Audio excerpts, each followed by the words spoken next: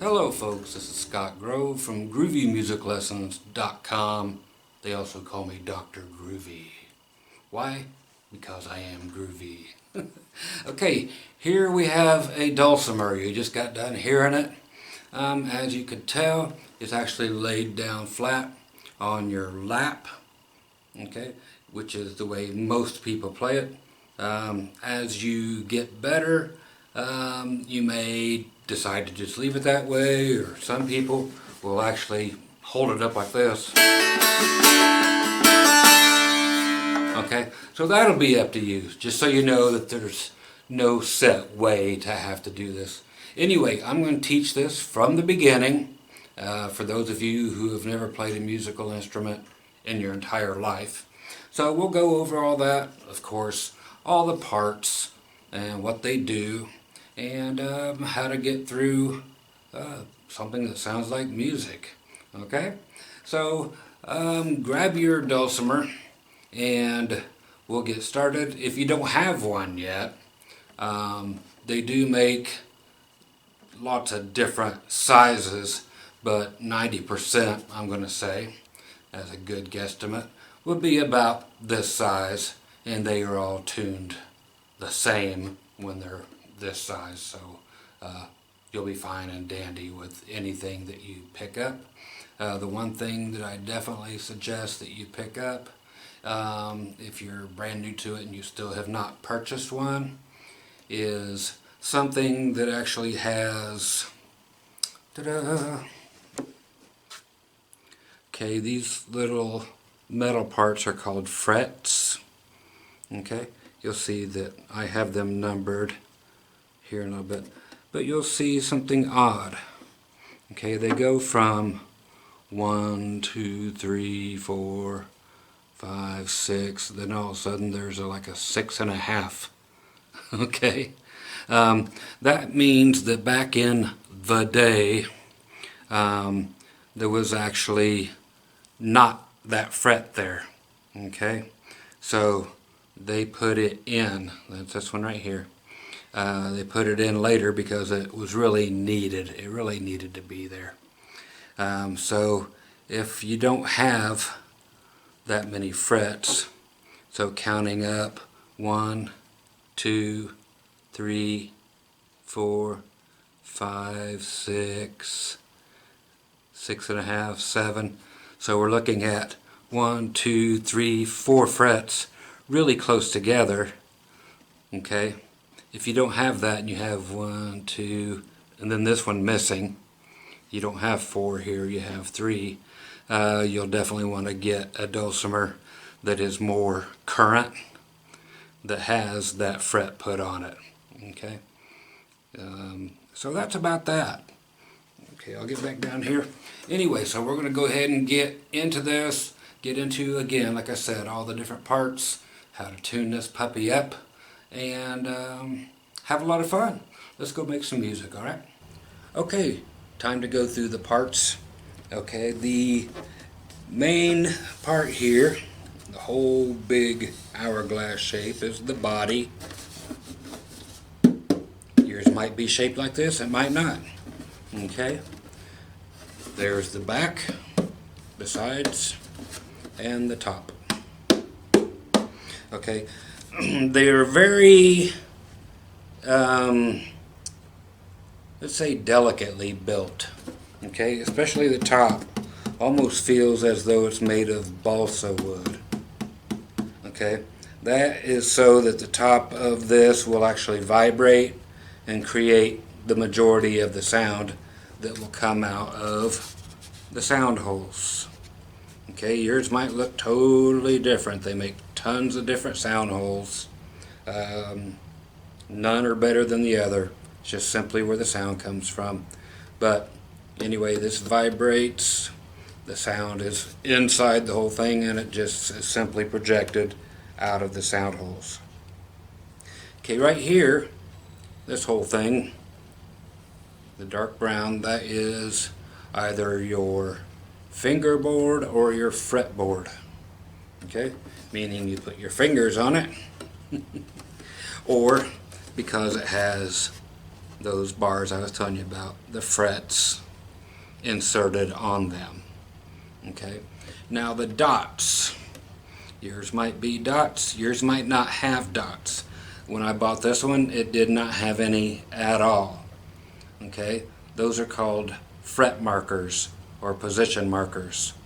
Okay, as I said, mine didn't have any at all, and it is great to have them. What these are on mine are simply white electrical tape that I used a hole punch on it. Just printed out some nice little pieces of tape that happen to be in circles. Okay, and you would put them on. You can see here, thumb to 3rd fret, skip 1, then this fret, skip 2, and then put double dots there. I'll tell you why in a little bit. Okay, then we're going to skip 2 again, and then we've got 1, skip 1, we got another, skip 2 small ones, and then we got the 2 dots again, and that'll be it. Okay, so if you look, you can tell what number of frets they're on each of the dots. And what happens is the entire instrument repeats, meaning all the notes start over again once you get to these double dots. It's just like playing them. But if we actually put our finger at the double dots, it's all the notes that are the same as if we were doing this, except for they're what's called an octave higher. I'll explain an octave when we're tuning. Okay, so we have a long way to the 1st fret here, a long way to the 2nd, short way to the 3rd. Okay, so that's where your dot is, on the 3rd. Long way to the 4th. Then we have one on the 5th, short way to the 6th, short way to the 6.5. Okay, again, that one was added later on, so some instruments that are old do not have the 6.5 fret, which we need. And by the time you hit the 7th fret, that's where the double dots are going to be. And again, that's where the whole instrument starts over, so you can play everything from there all the way up to the double dots again, exactly as you played it here. You're just playing a lot higher notes up here. So at the beginning when we started and had 2 long ways from each fret to this fret, then a short one. From here we have a long way to go, a long way to go, and then the little area. So it's going to be the same. So you have the 2 dots and then the double dots. Same here, 1, 2 dots and the double dots. So it's just 2 instruments together is what it basically boils down to. Okay, so fretboard or fingerboard, whichever you want to use. Okay, up here, these are your tuners. These are what are going to tighten or loosen your strings in pitch. Okay, when we turn them, you'll find out if the note goes low or higher. I'm in tune now because that's what I do. Okay, so these are your tuners. Some people, they'll call them tuning machines or machine heads or whatever, but since we're tuning, these are tuners. This is also called by name your headstock. Okay, headstock. And why? Because that's what it's called. Okay, and these are either 3-string or 4-string instruments. It honestly doesn't matter. This one is a 4-string. You can tell here that these strings are doubled up and they're both tuned to the same note. The whole instrument, as far as the note names, are tuned to the word dad. Okay, meaning these strings are both tuned to D. The middle one is A, and the last one is D. So you got Dad, D, A, D. That's how they're tuned up. I'll show you how to tune it, of course, shortly, and some tuners that you can use and where to put them on here. Okay, now we have up here this white piece, the plastic piece, or the piece made out of bone, or made out of all kinds of things. Okay, that is called the nut.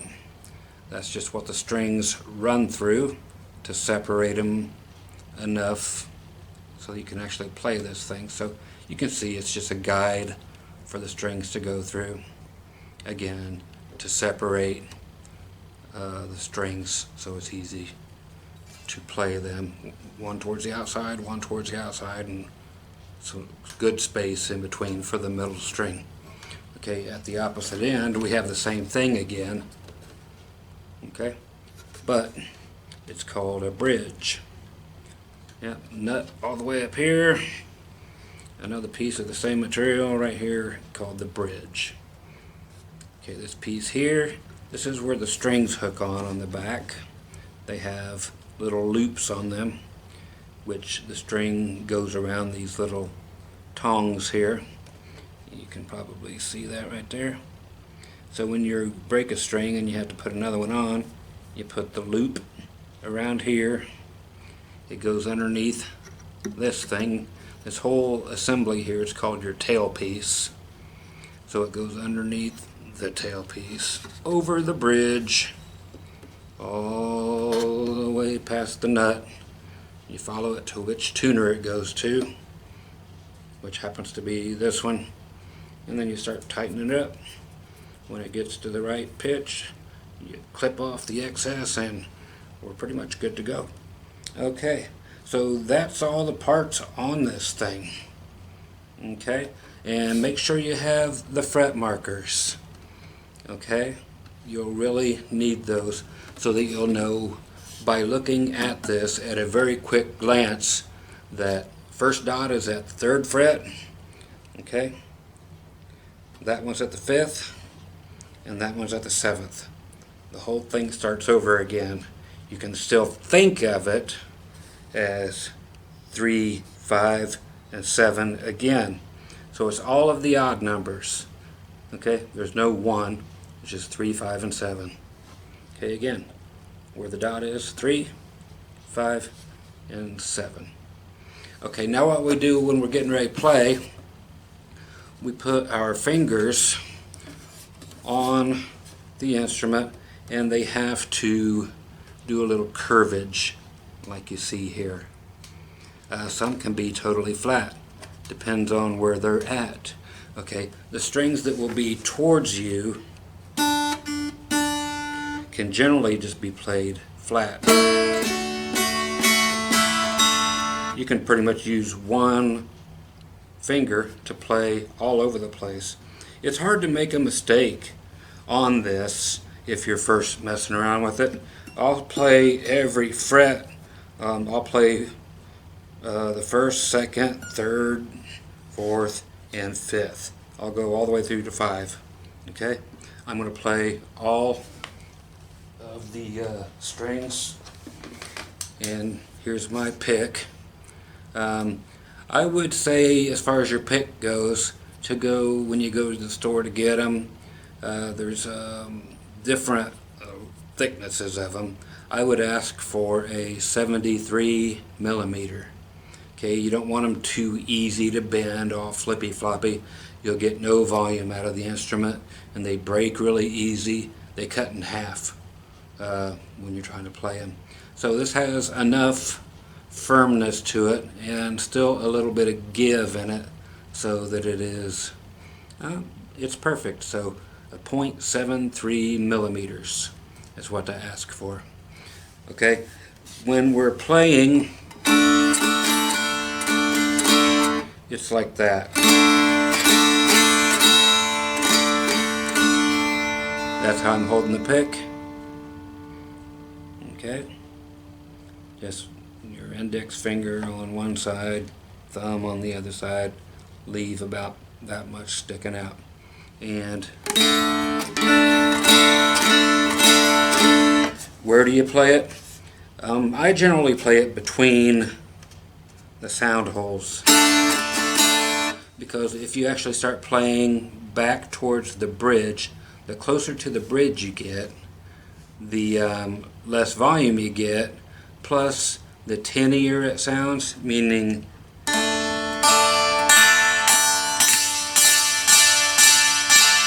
don't sound good back there. There's a place right here cut out in the fingerboard or the fretboard that is supposed to be where you play, which is fine if you play it at the furthest point this way. But like I said, I generally play it close to there, but close to these double dots here and close to the sound holes. So I would sit back and basically work on doing that, trying to get it smooth.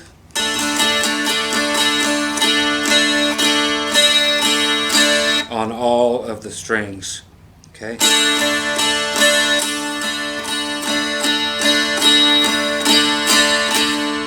Okay, I'm holding it on my lap currently, and depending on how you're sitting, I'm sitting up kind of high on this stool, so it wants to fall off.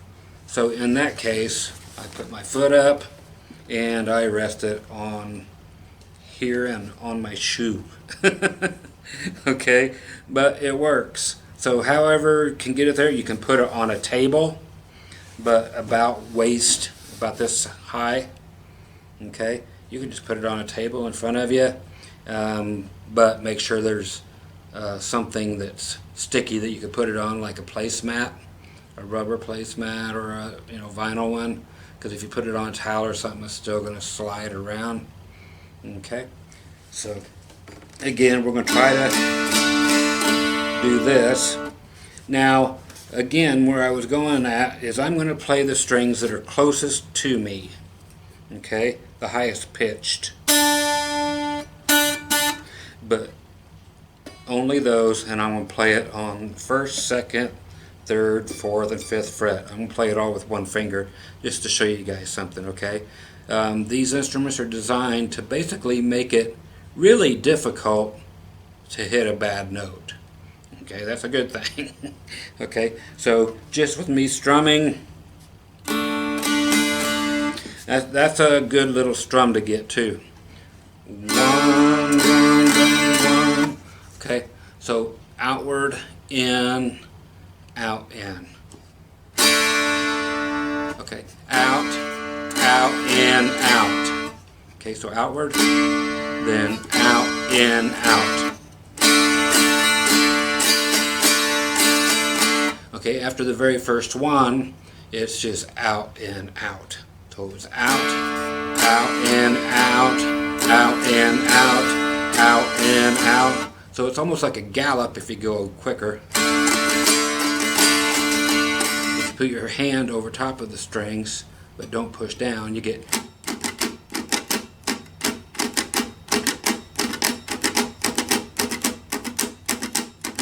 Sounds like galloping.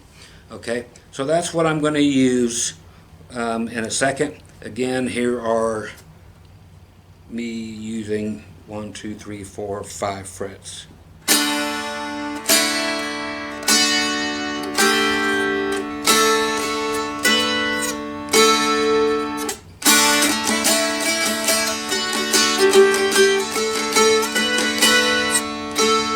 Okay, there are certain places where things are going to do what is called resolving, which means a place where you can actually sit and it's going to sound better, where like it's going to be fret number 2 and fret number 4. Okay, so if I go and play fret 1 and then fret 2, you're going to see how it sounds when I stop on fret 2.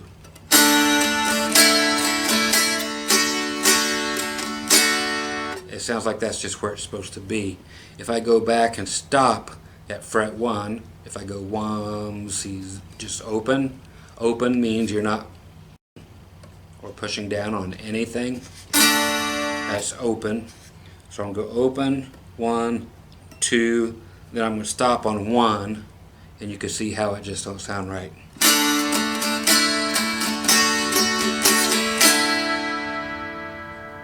It sounds incomplete. Now I'll do the same thing and just stop on 2, which is a good one to stop on.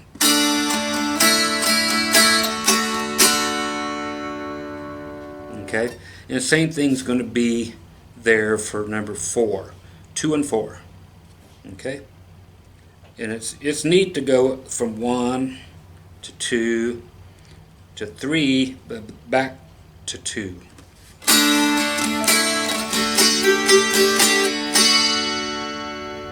Okay, and it's neat to go from all these and up to 4, which sounds really good to stop on or to land on. And then 5 is one I used a second ago, but it's another one that is like 1. It's like you don't want to stay there. It sounds weird. Check it out. 3, 4. Okay, so 1, 2, 3, 4, 5. It sounds better if you stop at 4 or come back to the 4, and again the word resolve. Okay, so here you have open, 1, 2, sounds great. 3 sounds cool, but it doesn't sound finished.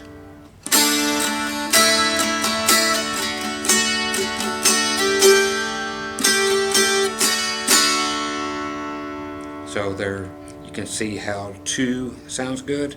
And again, one more time, I'm going to show you how 4 sounds good.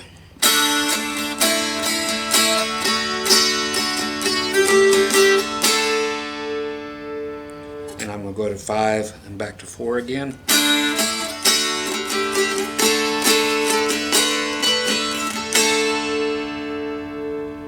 Okay, so you can see how that works. What is actually cool is, since this is tuned in DAD, which I'm going to go through tuning next, just want you to see how easy this thing actually is to play, which is what I'm trying to accomplish here. The one string furthest away from you is tuned the same as these, but it's 1 octave lower. So D, D. So it sounds like, you'll know you have your instrument in tune correctly. It'll sound like the old Christmas song, like, do you hear what I hear? You know, that thing. So if it sounds like that, then you know you have it tuned, you know, really close, because that's what it's supposed to sound like. But this note, the lowest one, the one that's furthest away from you, you can do the exact same thing. Okay, so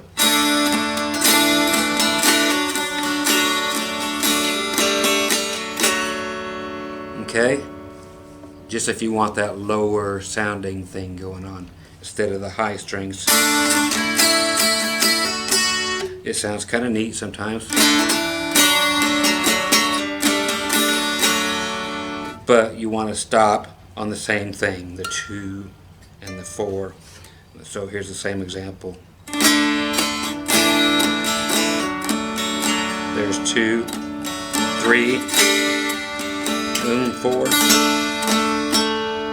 5. Doesn't sound right, back to 4. So it's knowing where to resolve. So 2 and 4 are great places to do it. All the other frets that you play on are all fair game.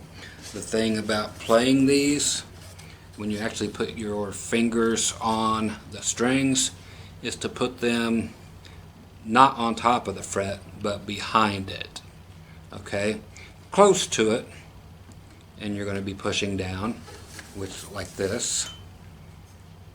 Okay? You could push just straight down the way we're doing it currently, if we use more than one finger, we'll start having to bend some fingers around. But you can do this too, like I'm doing, when you just push it down and your finger looks kind of funky. That will naturally happen if, depending on the angle, to your dulcimer. So you can see these are exactly the same. It's just a matter of which note you want to make that movement.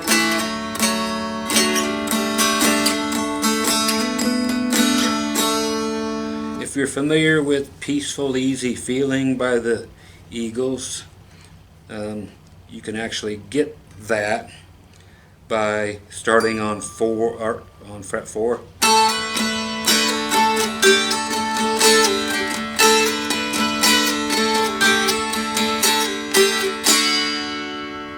Then, I like the way you're golden evening. Okay, so cool things. Of course, I'll show you that in a little bit because it's groovy. I love my groovy thing. And one more thing before I teach you how to tune this thing. You can also split up a couple fingers. Now I can play 2 fingers and put them on both D strings. We're leaving the middle one open, nothing on it, but we can actually get the one that moves around on that set of strings and this one. So both of the D's, leaving the A alone, and we can put our fingers down, 2 fingers, 1, 2, and put them on the same fret. So we're going to be on open, fret 1,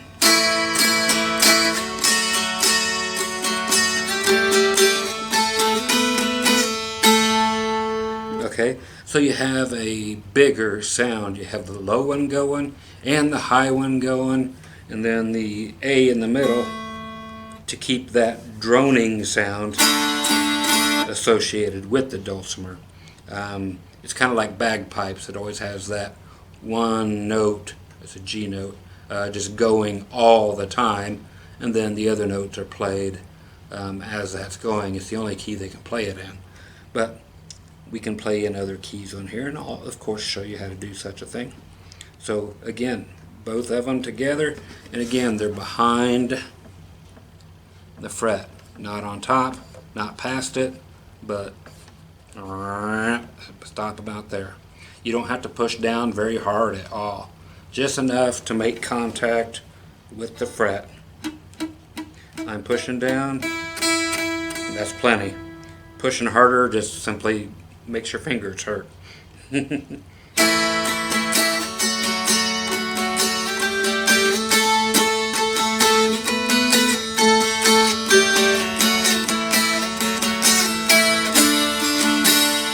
Okay, the main thing that this was designed for is to have that sound going on, then giving it something.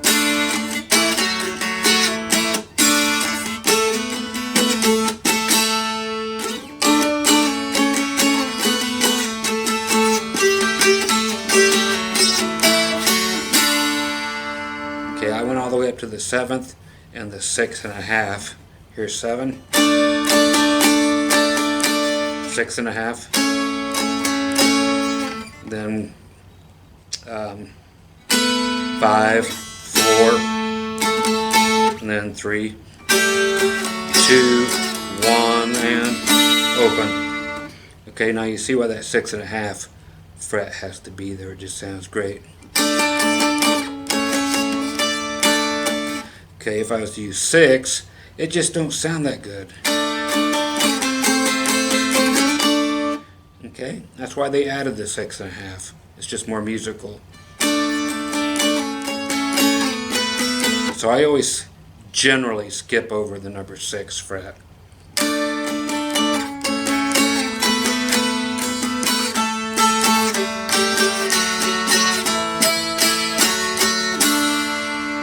Okay, so hope that makes some sense to you.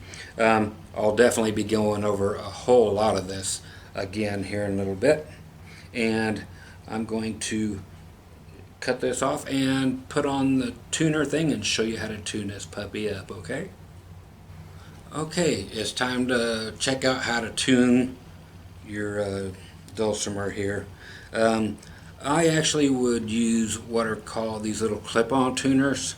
You open them up and they clip somewhere on your instrument.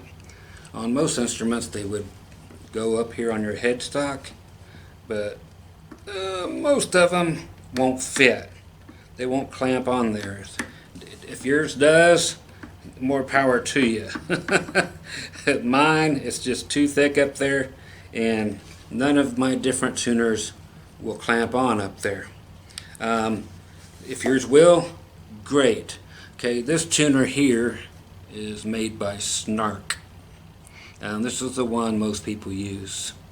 Okay, it's got a little needle looking thing with an LED that moves back and forth, and when it stops in the middle, that means it's in tune. The one I like to use, that Snark thing is only like 12 bucks, so I imagine that's what you'll end up with. That one has the battery out on it, otherwise I would show you with that one. This one here, the Polytune by TC Electronics. I love this more than anything, but they are about $50. Okay, and again, this one here will not fit on the headstock to try to stick it on there. On guitars and everything, everybody puts them up there. Okay, the best place I have found for them is right back here on your tailpiece, which is this thing, the metal part going over top of your strings. You can actually clamp it right to that. So I'm going to open that up and not put it on the strings, but clamp it right here to the side of it. So it's just sticking over like that. So nothing is touching the strings. Okay, I'm going to turn it on. Okay, so that thing is on. When we go to tune it via our tuners, remember, one way is going to make the strings tighter and the pitch go higher. The other way will loosen it and make the pitch go lower. So everything does, as far as the notes go, they do go A, B, C, D, E, F, G. That's the way they go. There are notes in between them that have like F, F sharp, G, you know, and there'll be a little thing that indicates that it's an F sharp instead of an F. Okay, but we're looking at DAD, D-A-D. Okay, what's going to happen right there is a D. Is it in tune? Let's make sure it's out of tune. Okay, I'm going to make sure it's what's called flat. So it's not quite in tune. Let me get it more out. I'm loosening it. It still shows it's the D string, or that it's tuned in close to D, but it has to get right in the middle above that green light. So we tighten the string. Hear how bad this thing is when I detune that string. Horrible. That's just one string out of tune. So we're only hitting the thick string. I'm going to tighten it up. I'm going to hit it again. Tighten it up. There it is. Everything lit up. Hit it again just to check it. It's a little loud. I'm going to change it. There. Everything's perfect. The next string, it's a little sharp, which means it's past the note, so we're going to have to tune it down. I like to tune down past the note and then tune it back up to it. You've heard the phrase, I got to tune up. That's a good thing to do, is make your string go flat or lower in pitch than it needs to be as far as the tuner goes, and then tune up. It will stay in tune better if you actually tune higher or tune up. So I'm going to hit that A string. You see it shows the A. Start tightening the tuner on that one. Oh, I had it. I'm going to check it again. Okay, there, I got it. Okay, now I have two more strings. I have two D strings here. That one's good. Now the little one next to it is tuned just like it. That one's good. Okay, so if you're looking at this and you're all the way down to C, know that you have to tune it from C to C sharp and then up to D, because the alphabet runs in that order. That's why I told you that the notes will be A, B, C, D, E, F, G. So we're in D. So I knew that after I got it tightened up to C that I was getting close to D. You keep tightening until the D shows up, the letter D, and then just get it right in the middle.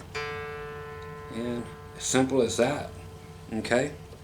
And again, when you're done with it, turn it off, take this thing away, put it away, check everything by doing your Christmas song. Do you hear what I hear?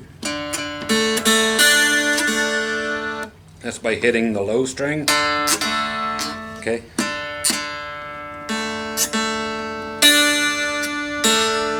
So low, twice, middle, twice, high strings, one time, and then the middle one again. Just like the song. Do you hear what I hear? Okay, that lets you know, hey, we're in business. Okay, so that's how we tune the thing. It's just tightening, makes it go tighter, the string, which makes the pitch go higher. Okay, so if you are wanting this to be in tune in D, again, if it's all the way down to C, you tighten it until that says D. If you're an A on the D string, you have to tighten it till it says B, tighten it till it says C, tighten it till it says D, and then you're there. Okay, once it gets directly in the middle after it says D. Okay, and same with everything else. If the A in the middle is all the way down to, let's say, F, okay, you go from F and then start tightening it up, and then G, but that's where the alphabet stops as far as musicians go. Okay, after G it starts all over again to A. So you would tune from F, start tightening it, be G would pop up next, say so at G is the end, and then G, tighten it up, and then A will be the next one coming up because we're starting over again on the alphabet. So that's the way that one's going to work in the middle. Once again, D, A, D on both of those. Okay, so that's how we get tuned. Okay, now let's start learning some stuff, alright? Okay, time to learn to play this thing. We have some of the basic skills behind us, how to fret the thing, what notes we can land on that sound really good. What I want you to learn first is how to count your fingers. Okay, this is called a thumb. Then we have finger 1, finger 2, finger 3, finger 4. That's the way we're actually going to call it. So if I call it your first or your second finger, blah, blah, blah. And your thumb. This is, yeah, I said your thumb already. This is way it's going to be. I'm going to say, like, put your third finger, that guy, on the first fret, okay, of your D string, which is the one closest to you, or your high D string. Your low D string is here, and the only other string left is your A. So I'll say your high D string or your low D string. So if I say your third finger, first fret on your high D, that means put them right here on top of whether you have one or two strings there. You'll cover both strings if you have two strings. Okay? First finger, let's just try it. First finger, high D string, second fret. Right there. Again, we don't put it on top of the fret. We move it right behind it. On top, you get, back it up. And again, only press as hard as it takes to make the note happen. No harder. Okay?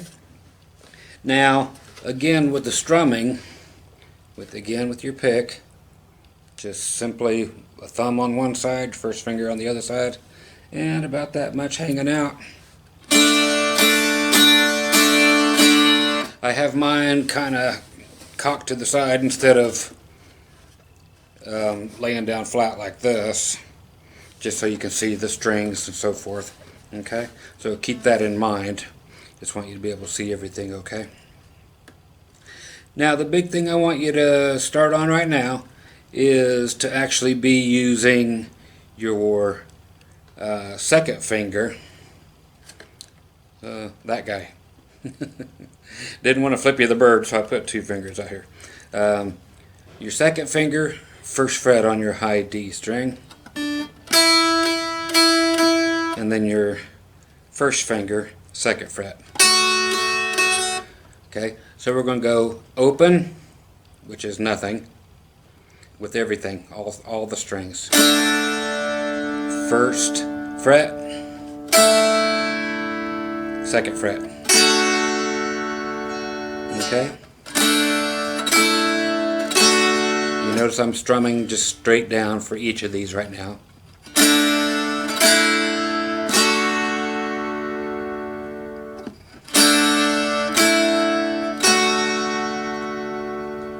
Okay, from there, I want you to just simply go backward from that.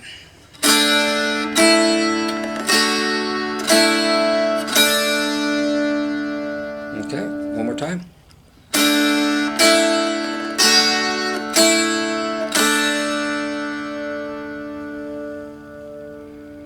Okay, so that can be part of a melody. The melody is just the part that you remember, you know, like the part that somebody would sing, you know, like a chorus thing. Just depending on how you want to use it. Remember, we do not want to stop here on this first fret, either open or on the second fret. Okay, so if we go,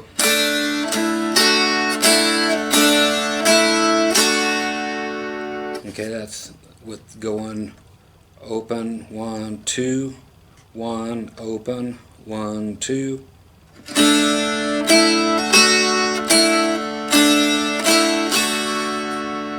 Okay, notice that last time I actually strummed up.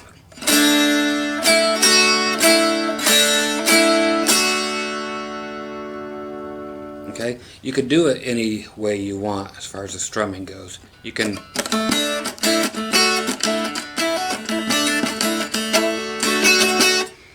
whatever works for you. If you have that natural ability about you,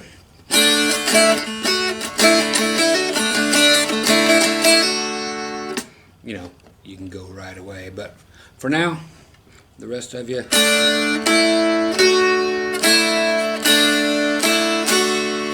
you notice I'm pushing that very last note quicker than the others.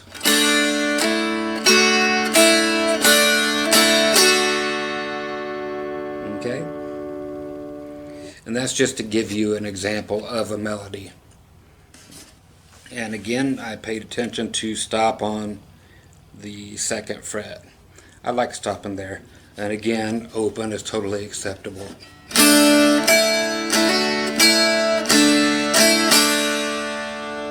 Okay, so I just went to open instead of the second fret. Now, just to be able to tell the difference between what we just did and actually going up to the 3rd fret, check this out.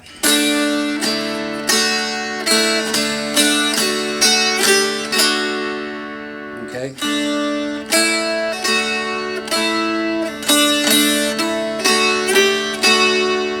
So that's open, 1st, 2nd, 1st open, so just like we were doing already, and then 1 open, 1, 2, 3, 2, open, 1, 2, 3, 2.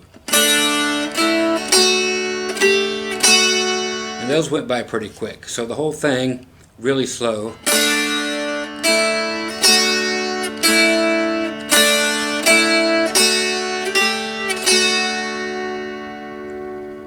Okay, so that shows you how we got off of the 3rd fret really quick and came back. So you notice also that I use my 1st finger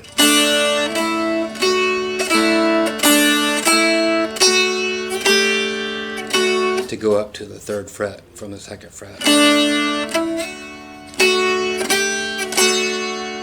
Again. Okay. You can do it that way. If I had it down like this, I could possibly go and use my thumb. Okay? But just because of the way I'm holding it, it's kind of impractical because I'm using my thumb to kind of hold onto the back of the instrument so I can show you at this angle. Okay, so the thumb is perfectly legitimate if it's, like I said, flat like yours is.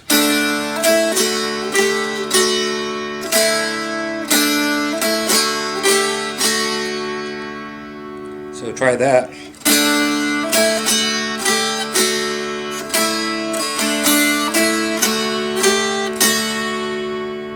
Okay, and again that's open, open, 1, 2, 3, 2, 1, open, 1, 2, 3, 2. Okay? And again, those numbers that I'm yelling out are the number of the fret that you should be playing. And we're just still playing everything on the D string, the high Ds. Okay, everything's being played on the high Ds currently.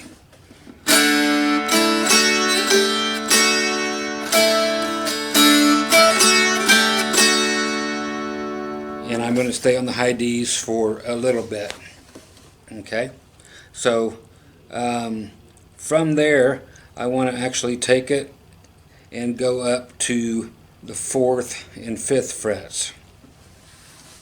Okay, so let's go ahead because I just want you to see what these sound like, and then you can start putting things together yourself. You're like, so quickly? Yeah, why not? Like I said earlier, it's an instrument where you can't hardly make a mistake. That's why the frets are really far apart here and here, and then you got a close one together. What they have done is taken out the frets that could possibly make bad notes. So good thinking for them. Now there are a lot of instruments that are just like this. There's one called the McNally Strum Stick. There's a few different things like this that have the same fingerboard or fretboard. So if you look around and something seems to have this, you could probably play that instrument right away because they're all going to be tuned like this as well, with the outside string and the other outside strings being the same, and then that one being in the middle. They'll all have that in common, be able to play that same little Christmas lick that we went through. Okay, so like I said, we're going to go up here to 4 and 5 on the high D, and same thing, let's just use the 2nd finger on 4, 1st finger on 5. Okay. strumming, down, up, down, up. So it's just start down and then up every other time, just down, up, down, up, down, up. So here, and 5. Okay, so it's 4. All the rest are 5s except for the last one. Okay.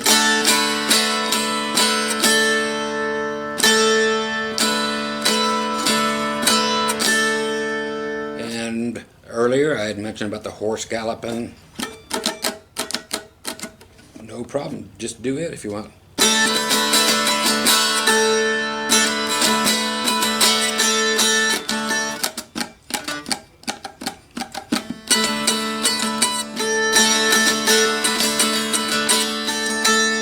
Okay, now the big deal here again is stopping on the 4th fret.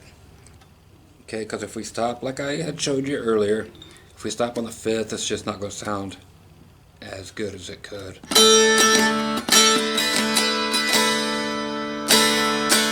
It just doesn't sound like you're resolving it, like it's finished, like it's complete.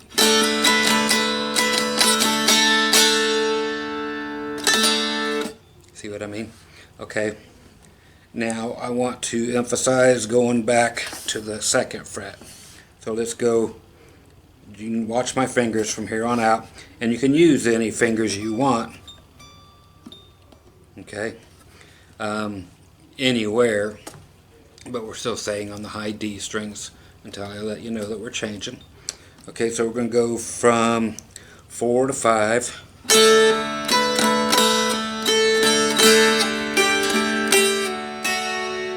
And then we're going to cut back to 3, and then finally land on 2. So here's 4, 5, 4,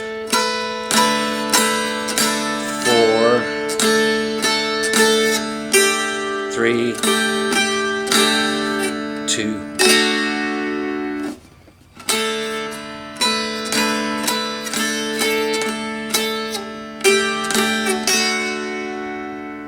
Okay, you can do your own version of that or do what I'm doing, but make sure it's 4, 5, 4, 3, 2.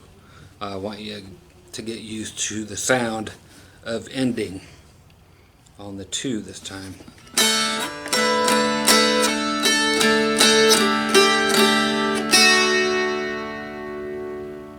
Okay. So the 3 notes that we can end on that sound the best are open, 2, and 4. Okay, we can go to those. We can spread them out and use our 3rd finger on the 2nd fret. Our 1st finger up here on the 4th.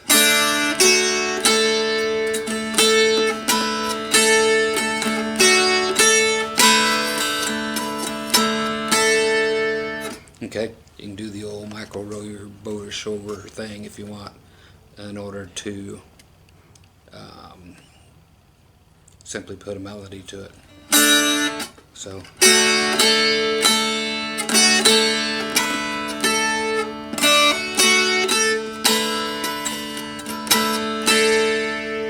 I'm going all the way up to 5, but I want to resolve on 4. But you can hear how we're doing open, 2, 4.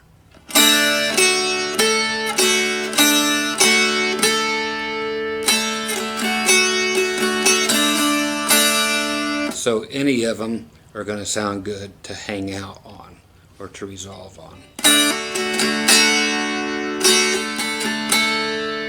Okay, now no matter what you do, otherwise, whether you go to 3 or to 5, come on back to 2 and 4.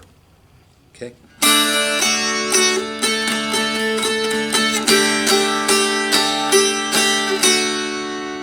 Okay, so I went to 3. Now hopefully you can tell that it's not quite done, so to speak.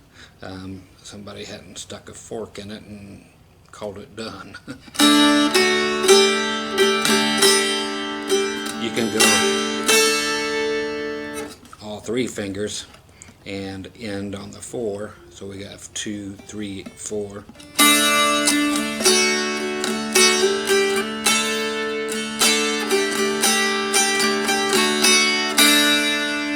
Okay, so that's all 3 fingers being used on 2, 3, 4, coming backwards to open.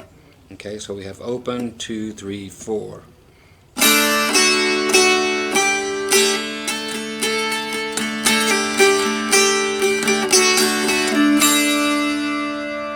Okay, and all of this strumming I'm doing is just being made up as I go. Okay, whatever works for you, groovy. Again, you're not supposed to hold it like this. It's supposed to be flat like this. And again, if your foot's up, you can rest it on there. And all the other ways I said before. Okay, I just want you to be able to see what's going on. Okay, now I want you to sit here and do a thing that's going to change the whole aspect of this thing. Right now we're playing everything in the key of D.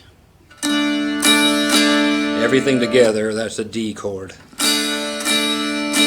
If you have a finger on the 2nd fret, it's still a D chord. If you have it on the 4th fret, it's still a D chord. They are just different notes that are part of the D chord. Okay? So everything there works as far as the 2nd and the 4th fret. And then it works big time all the way up to the 7th, where I have put on the double dots, because that's the same as being open.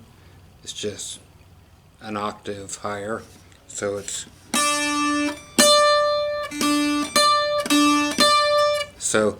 a D chord. Of course, if I play it here, like I said, it's like starting over again on the instrument. So you have.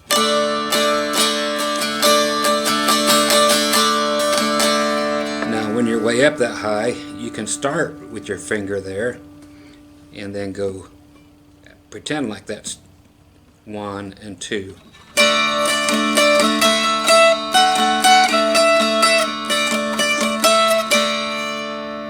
Okay, because it's the same as before, but this is like with your nut way up here. That's what this fret is, the 7th fret. If you push it down, it's acting like it's the nut. Then you can know that you can go 1st fret, 2nd fret, and you can land on the 2nd fret. Then it's the 3rd fret, then it's the 4th fret. So you can actually have to keep that finger down. You can try the pinky if you want, whatever works for you. Right now the frets are a lot closer together way up here. So if you keep one down right there on the 7th fret, 1st fret, you can go up here.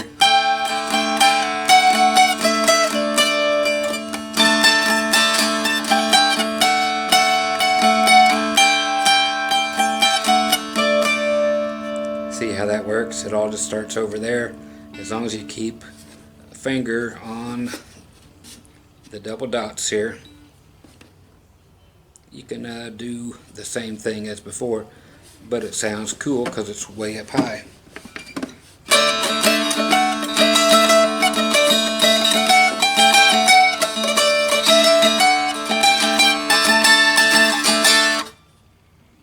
Okay, so you're getting up there in like mandolin sounding territory. Very groovy. I don't know if you guys know this, but if you've been to many like street fairs or county fairs, you will see still to this day, especially in my day, back when 40 years ago, 50 years ago almost, people, they're called luthiers, they build instruments from the ground up. The old geezers like myself would be out there actually making these things one at a time at the fairs, you know, selling the other ones that they had finished, but making them.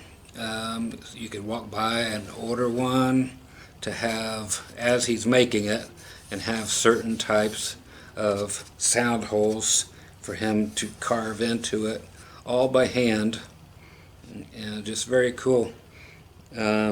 So if you ever see somebody making an instrument at such a festival or something, it's more than likely going to be a dulcimer. There's one called a hammered dulcimer. Don't get it confused with this. It's something that you actually play with like mallets, you know, like a xylophone or something, or a marimba, but has nothing to do and is nothing like this regular mountain dulcimer. Okay, again, the mountain dulcimer comes from the Appalachian Mountains. If you're not from the U.S., yeah, it's over here.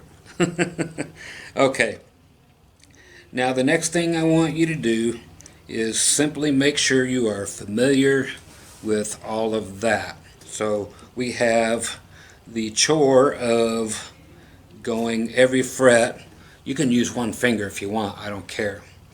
But try to play and stop on the notes. I want you to play every fret, even 6, which sounds odd. I will explain the 6th fret here in a little while, but I want you to play them all and stop on the ones that sound great, and remember the ones that I told you are going to sound great. I want you to do it all the way up to what is called the 7th fret, even though it's actually the 8th, because we have 6.5. Okay, that 6.5 might confuse some of you, but again, like I told you, that fret didn't exist when dulcimers were first made. People that have the old dulcimers have had someone cut a slit in here and add another fret. Okay, so if you have an old one, you don't have to go out and buy a new one. You can just have someone at the music store install one for you. Okay, they're very used to doing that, so it's not a big deal. You don't have to explain.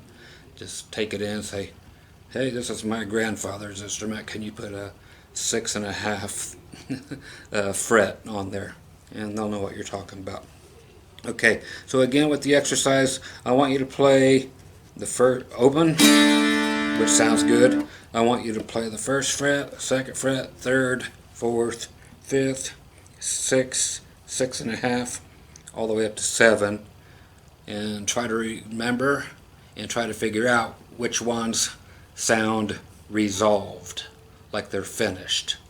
Okay, so we play open, everybody together, open. Of course that sounds fine.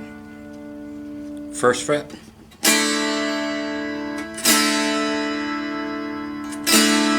It sounds pretty, but it doesn't sound like it's finished like that. I hope you hear what I'm getting at. Okay, so now the 2nd fret.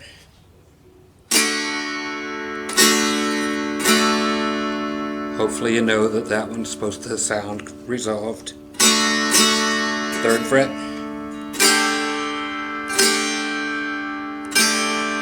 Now if you're playing that one and you think it's fine, just simply go one way or another and see if it makes the whole thing sound much better, because either one of these, the 2 or the 4, are going to sound so much better after hitting the 3. See, when you get back to 2 or up to 4, it just sounds finished. That's called the resolve again. Okay, so needless to say, go up to 4, play it. Sounds great. 5. And hopefully you could tell that one is not a great one. It's used, these are called passing notes. Okay, as is the 3rd and the 5th. Okay, passing notes. They're used for melodies, but you just go on those notes and then pass them up after you hit them and go to somewhere that needs to be resolved. Okay, so 4, 5. And again, the way to find out that one sounds good is just to go back one. Okay, just to realize what that sounds like. Okay, now here's where it gets weird when you go to 6. Sounds weird. Okay, let's go to 6.5.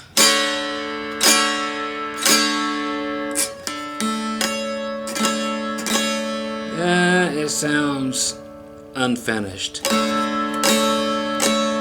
And the double dots, the whole thing starts over again on the 7th fret.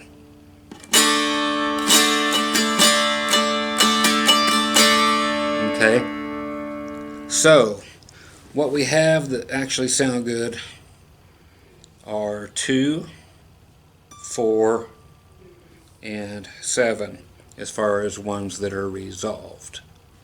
Okay, resolved places. So open, 2, 4, and 7. Okay, everything else is a passing note. I want you to go 7, 6.5. Okay, 5. So the only one we're skipping, period, is 6. So 7, 6.5, 5, 4, 3, 2, 1, open. Okay, same way going back up, just check it out, but skip over 6.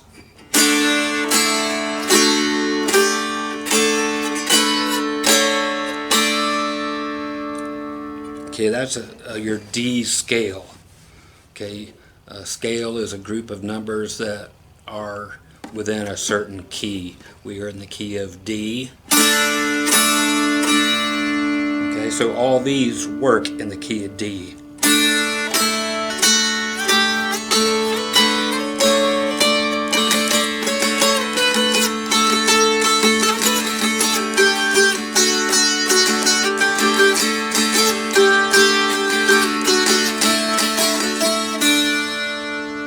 Okay, so they all work.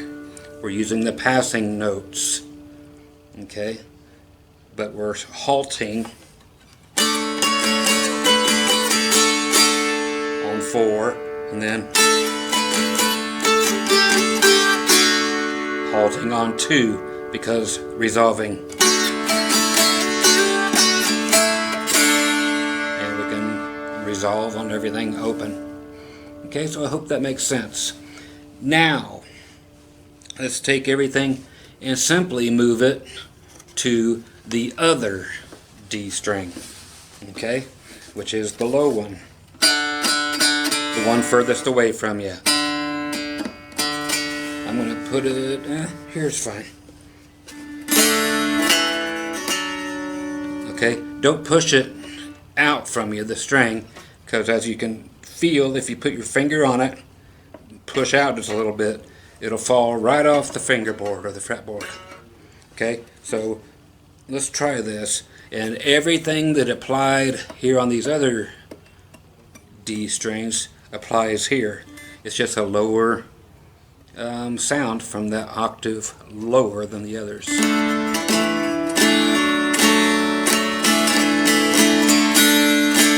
Now you don't always have to hit all of the strings.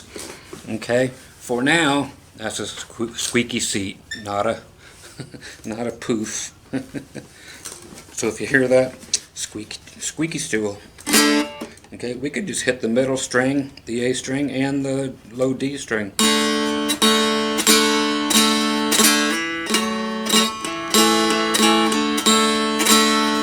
But if you want to do all of them,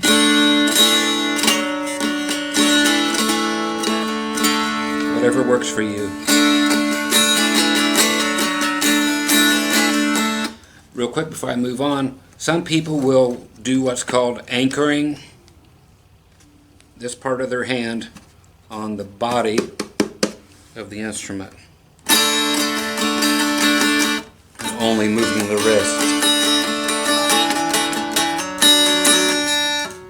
You can see if that's good for you because it only allows your wrist to move. But other people like to put their whole arm into it.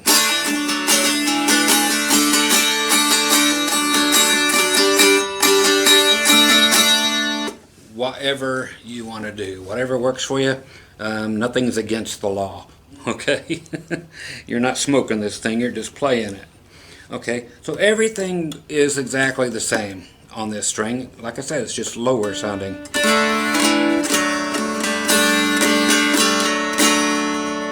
All the places that you resolve on are the same. Even the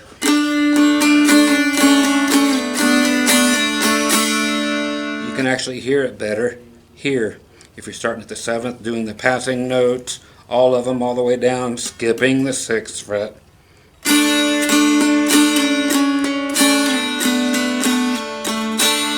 You can really hear it resolve right there on the 4th fret.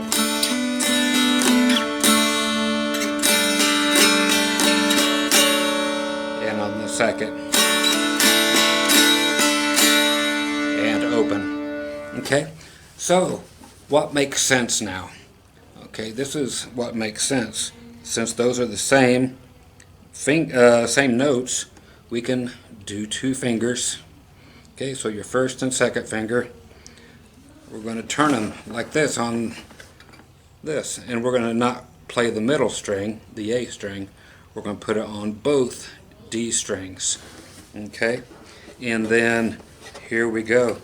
Everything we've played so far, you can repeat it by moving those 2 wherever we've been going. Okay.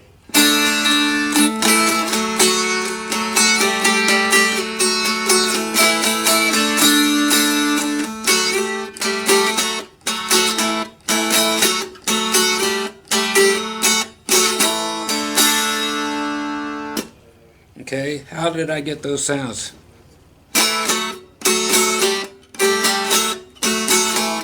Okay, this is called palm muting.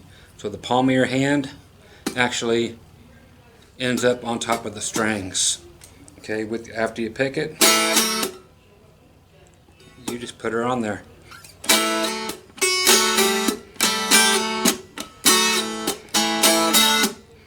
Hear it?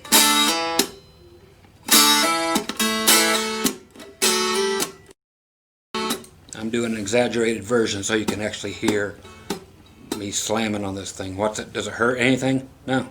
It won't hurt your hand, won't hurt the instrument.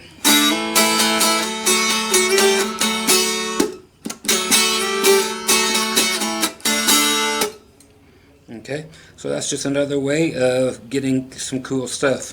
Again, everything is fair game that we've went across.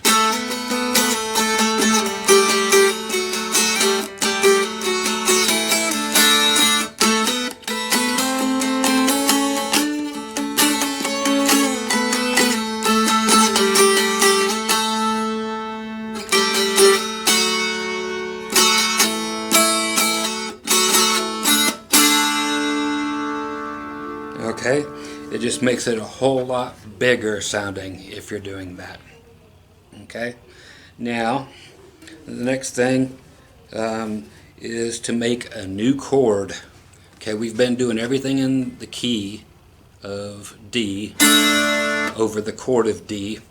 The next chord we would most likely play is going to be up here at the 5th fret. Okay, this is the G chord, and that requires putting a finger over top of every single string. So something has to lay across all of them. Your first finger is the strongest one. It's not the one we're going to use in a minute, but put your first finger across every string.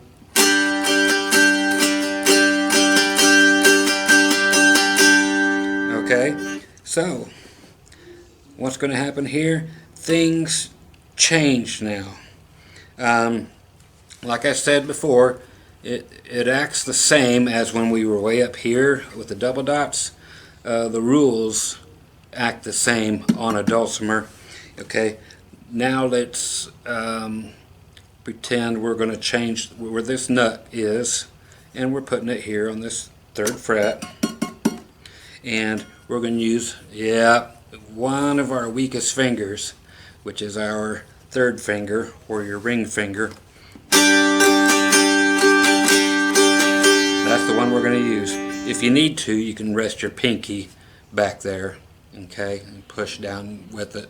It just kind of adds more strength. It just does. Other than just trying to hold that third finger there, you can lay the pinky back there as well. But what we're going to try to do now is get that finger as close to the fret as we can without touching it, because we're going to make some stretches now. Because we're going to play the 4th and 5th fret with our second finger and our first finger.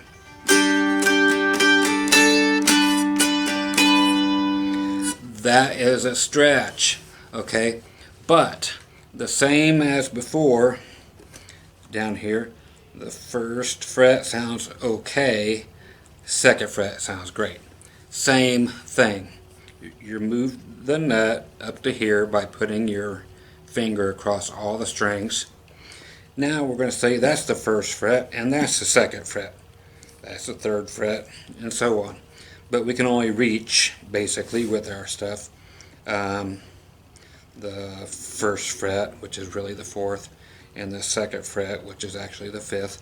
But you can do it with your middle finger here, your 2nd finger if you want, and you can use your thumb if that's too much of a stretch with your first one.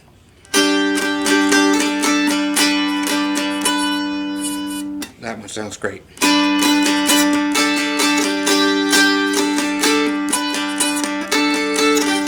Or your thumb.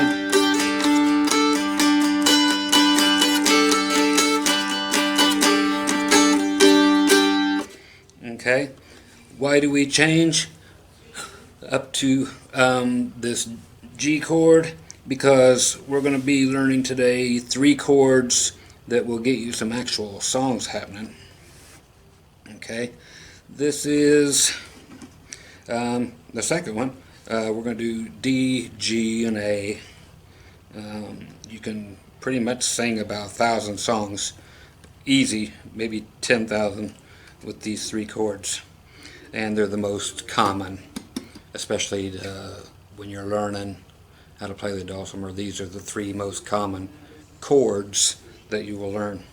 Okay, so you can do the same thing. You can use your first finger and go back and forth like this.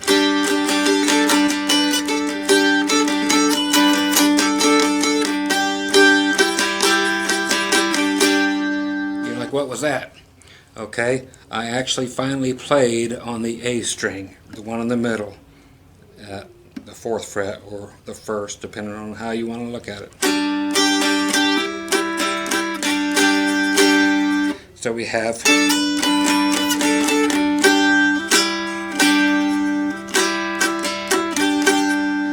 and we have the low string. Okay, it just all takes a little bit of getting used to. But yeah, we have the string in the middle, your A string. It will not sound good on this fret here, where everything else sounds great. It just won't. It's not tuned properly to sound good there. Sounds great here as a passing note, sounds horrible here in any respect. So that middle note is great on that one fret as a passing note. Okay, again, passing note means one that sounds fine, but you gotta pass it up and go to a resolve. So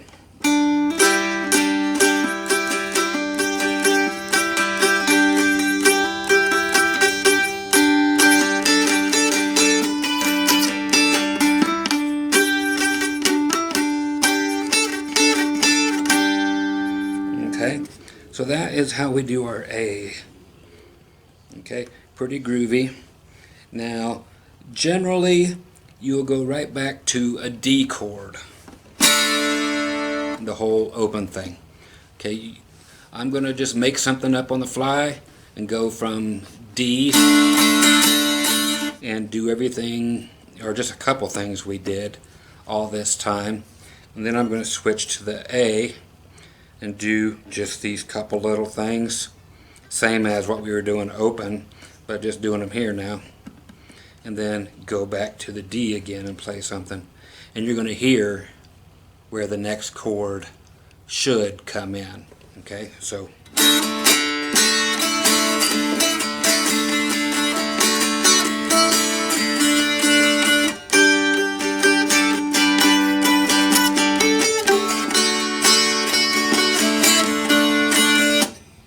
we want to hear this.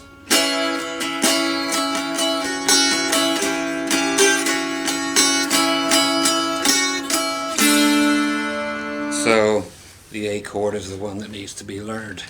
Now this one takes some doing, and we only end up with our thumb to play notes with, to play melody with.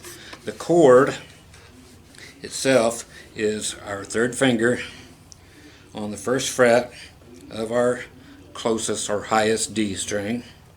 Our second finger goes on the same fret on the low D string.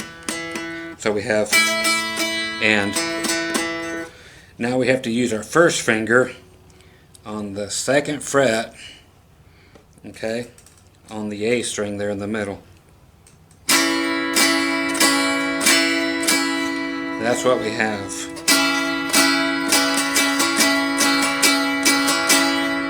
Okay, so that's our A chord. Not an acorn, an A chord. Okay, look at my fingers. Okay, they're all bent that weird way. If you have it down low enough, they can almost straighten out, but you have to get used to this one. It's the hardest one you're going to do for this lesson for sure. Okay, so we have this again, 2. Okay, we're going to the first fret with our third finger, sorry, our second finger on the first fret on the other D string, the low one, and then right in the middle with the only finger we have left, not our pinky, but our first finger on the second fret there on the A string. Okay.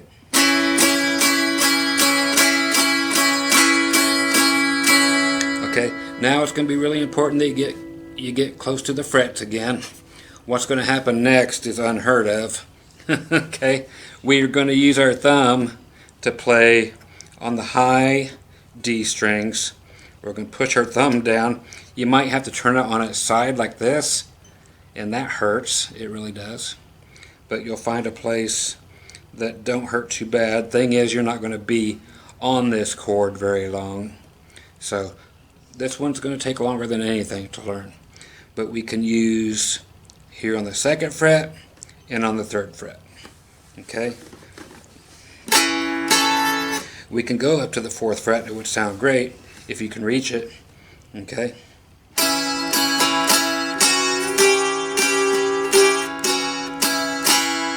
The only resolve here is this chord, the A chord.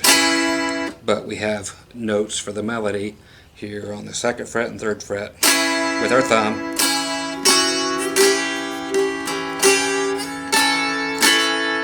There's a resolve if you go up to the fourth fret.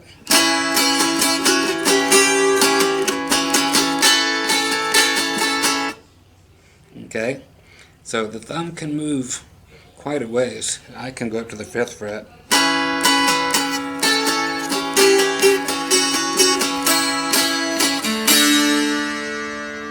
Then we finally go back to D by taking everything off. Okay, so here we are again, just to show you slowly, in D.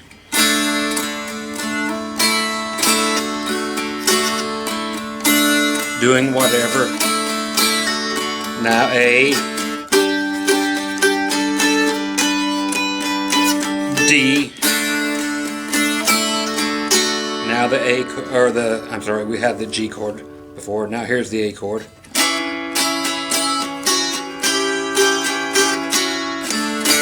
Back to D.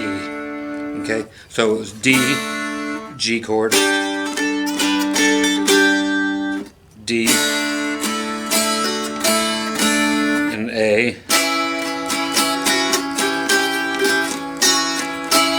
D.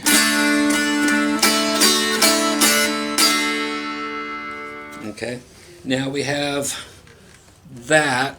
Okay, again, like I said, the A chord is going to take a while, and playing on the side of your thumb, no more fun than no more fun can be had than that, because that's going to hurt. Every bit of it's going to hurt. When your fingers get all calloused up, you'll be a lot better, but it's still going to hurt. Nobody's supposed to play with the side of their thumb unless you play the dulcimer. Okay? Lucky you. Okay, now I want you to learn a couple of little things, new words for you and how they're done. Okay, there's a thing called a hammer-on and a pull-off. Okay, say we are doing the first fret, second fret thing. Two different fingers again, like normal piece. Okay, a hammer-on is when you play,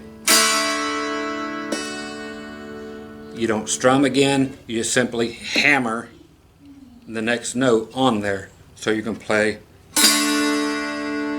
add the first fret, then you hammer the note on. But if we do it quick enough, okay, so we hit a note, okay, so that's a hammer-on.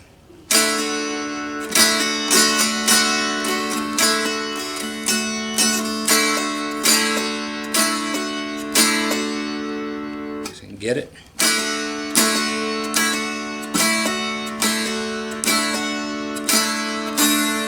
A pull-off is exactly the opposite.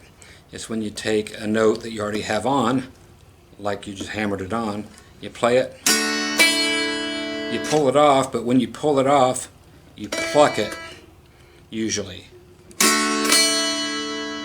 So you're actually doing like a pick, but with your other finger, so it'll make that note ring just as loud as can be. Hammer on. Now here comes a pull off. Another pull off. Okay, so I'm going to do hammer on,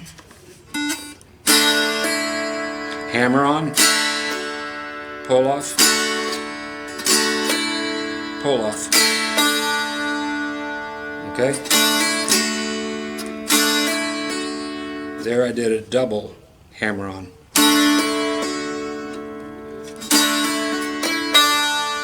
Okay, there I did a double hammer on, double pull off, and I only used the pick one time.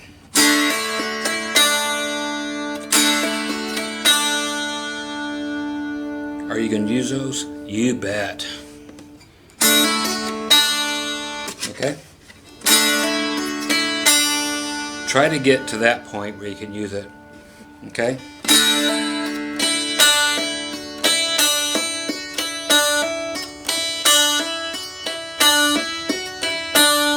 Okay, how's that?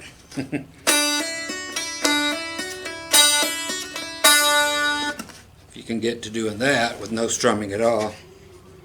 So I'm just going to strum it with my left hand.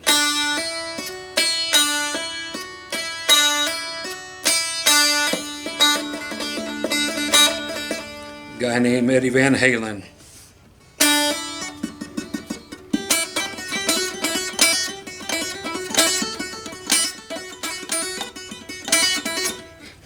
It's not electric, so it doesn't sound groovy, but that's how he played a lot of his stuff. Anyway, so that's cool to use in conjunction with everything else, so that everything isn't just being played individually. You can go.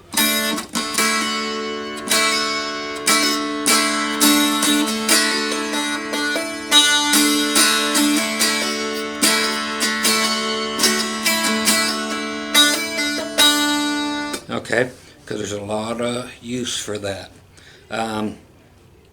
Anywhere you go.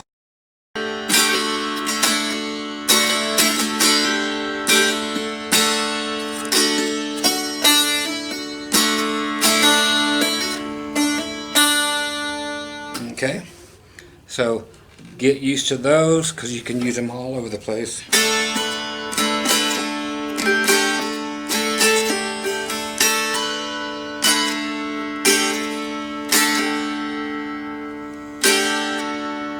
Right there we have a slide. Okay, I went from the 3rd fret and didn't do anything except for keep the pressure down and move it back to the next fret. Or you can go here.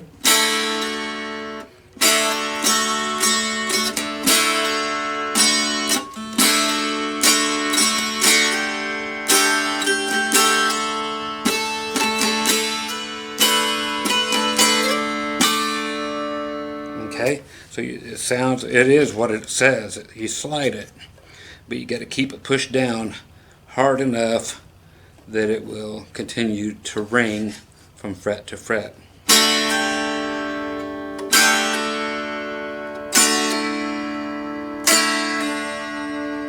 Okay, so use those in conjunction with everything else you're doing, and you're going to find all kinds of stuff that you could never imagine 10 minutes ago. Okay, so that's going to be what I have to show you for your very first lesson. Okay, I hope you dug that. I'm going to come up to here. Oh, I look a sight. Anyway, once again, I'm Scott Grove, Dr. Groovy from GroovyMusicLessons.com. One more time. There I am. Anyway, the Dulcimer, very, very cool. When I first got mine many years ago, it became quickly one of my favorite things to play. When I sit on the recliner, I don't have much room between the recliner and the wall, so I sit there and play it up like this.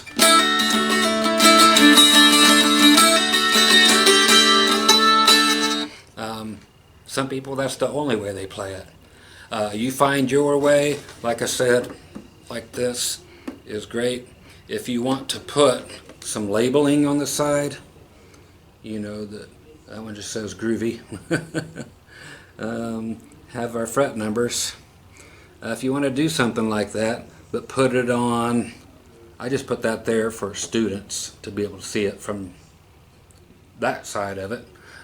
If you want to put it on this side over here that you look at, go right ahead, you know, to let you know, which fret is which. But if your Dulcimer does not have fret markers, the dots, make sure you get them on there. Again, they are at the 3rd fret and 5th fret, 6.5, and they're on the 7th fret, 2 of them. That means that's where everything starts over. And the same thing again, you go up 2 frets, and then again it's like it's on the 3rd, it's like it's on the 5th, then you got like a 6, a 6.5, and then a 7 again, 2 more dots. Okay, so that's how you do it. Okay, and again, I just used a simple paper hole punch on some white electrical tape and just stuck them on there. Couldn't be an easier way. And that's a better way to remember how to play it, because not everybody's Dulcimer is going to have this stuff on the sides of it for you, so you can go play other people's and not have to worry about, oh, which one am I on? Just remember 3, 5, 7. Okay, that's the only place you have them. Then 3, 5, 7 again. Okay, so you guys stay groovy. I am, of course. And enjoy playing the Dulcimer. Use all the little tricks. Don't leave anything out. And once again, hope you enjoyed your first long lesson. You guys take care. Bye-bye.